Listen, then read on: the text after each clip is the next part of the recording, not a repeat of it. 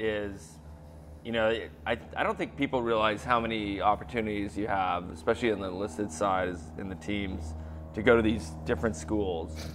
I mean, I'll tell you about that. I looked at my school list, and I mean, I'm like a bus driver, hazmat, parachute rigger, yeah, basket weaving specialist. But you know, probably the most difficult school I ever went to as a new guy was with Glenn, was sniper school. But you know, I just want to talk about schools. Like, what do you think is the most challenging school that you guys have been to inside of the U.S. military? I'm gonna have to say hazmat. You know, I think besides hazmat, demo come driver, on, man. Hazmat sucked. Like, it was boring, and demo driver kicked my ass. Come on, you got like the SERE School, like survival, evasion, resistance, I mean, escape. To me, SERE School was. I mean, it was challenging for me. My metabolism has always been ridiculous, and so going through SERE School at fucking 19 years old, I lost 26 pounds. You know, in the course of, what, 5 days or whatever it is. So that was challenging from that aspect. And SERE School, just for those that don't know, is designed to put high-risk people It's POW training. POW training. So if you have a high risk of being captured, you go to SERE School, and they put you in this prisoner of war camp, and fucking heathen. Your mouth on that.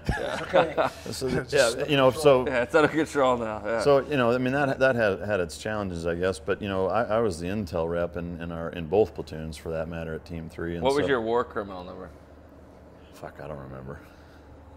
I mean, I don't. You don't remember your SERE School war criminal number? I don't. I probably should, but I don't. I was so fucking hungry I couldn't remember my name.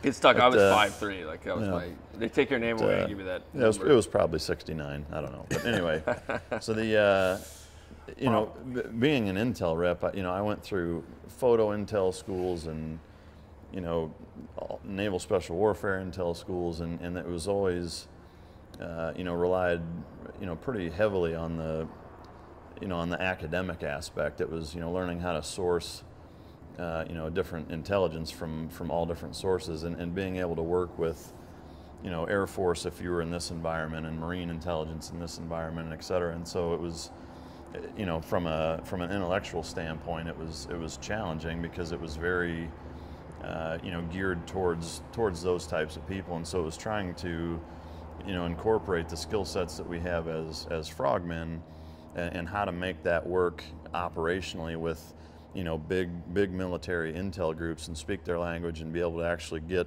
usable intelligence out of them, and how you're going to trickle that down and make it relevant to a SEAL platoon. And it was tricky, because, you know, they're set up as a big machine that's not really set up to source and provide usable intelligence on such a small and specific scale that we would use. So, you know, whether it was, you know, developing at the time, this was before digital cameras, you know, learning how to develop, you know, wet film in a fucking bag, you know, at elevation, you know, during a fucking SNR, a 3-day, you know, SNR op or whatever, or, you know, using computers to source intel from Air Force entities or whatever it was. You know, there was a lot of, you know, technical aspect to that. So, you know, from a physical standpoint, you know, there's no real sexy stories about getting kicked in the balls and doing, you know, 12-click fucking stalks. But, you know, from an intellectual standpoint, it was a challenge for knuckle draggers like me that you know, really had to put the time in to be able to do it, because, as we all know, intel is a huge component of special operations. And so, you know, and that was one thing that, for me, that looking back on it, I was surprised that as a fucking 19-year-old, I was the primary intelligence rep for our SEAL platoon. Like, that responsibility rested on my shoulders. It was over $1 million worth of intelligence equipment, cameras, computers, etc., and having the responsibility of being able to get intelligence that you know, our entire fucking platoon's missions are going to be based off of. And so, you know, the stress level for me as a 19-year-old, having to be able to do that and learn how to do that, and then actually put it into practice, was, you know, it was a challenge. But you know, looking back on it, it was very rewarding to be in a position to have that kind of responsibility, and being trusted to, you know, to be able to do that, and so it was a great experience for me. But yeah, I mean, having that much responsibility, and that's what I saw as a fleet Navy guy going to SEAL teams, seeing how much, the difference and the responsibility that you had.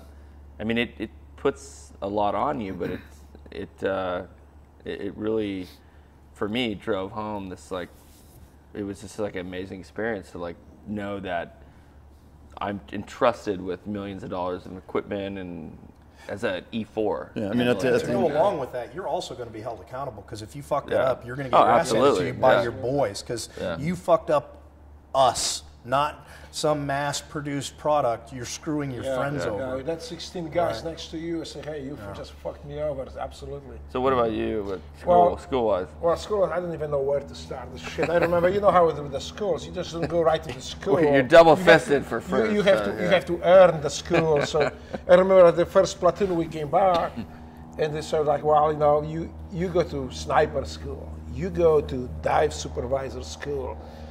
If I can look at me and say, you go to English school. You go to fucking English class. I was like, Chief.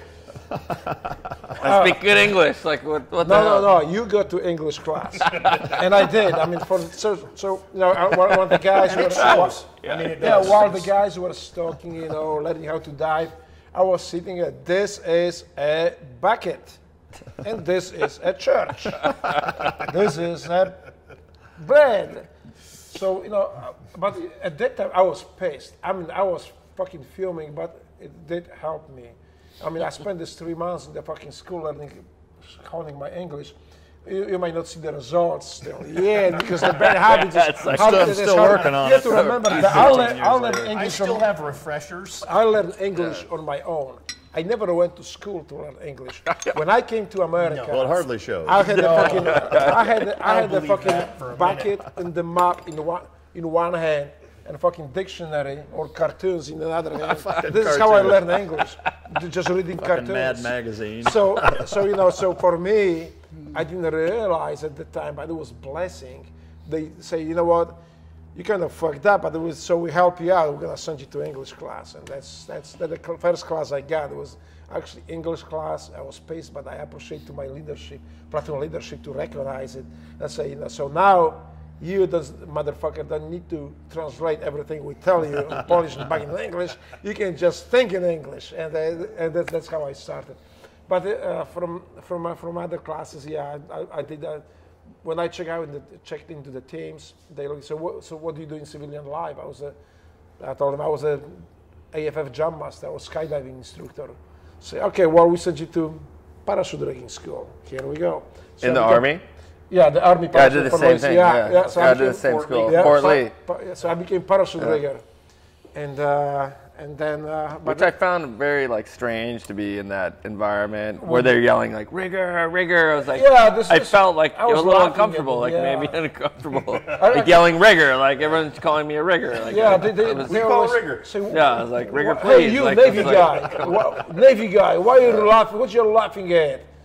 They call me Schwarzkopf because I wore at Team 3, we're the desert team, and so we wear our desert camis. But I go to Fort Lee in my desert fatigues, and they're like, what are you doing? Bad. Like, change out of that. I was like, this is just a uniform of the day. It's like, well, Schwarzkopf, like, you got to go in the back entrance. Like, the base commander's wife is calling the unit at the rigger school, trying to report me for being out of uniform. It's crazy. Hey, the guy with the funny accent.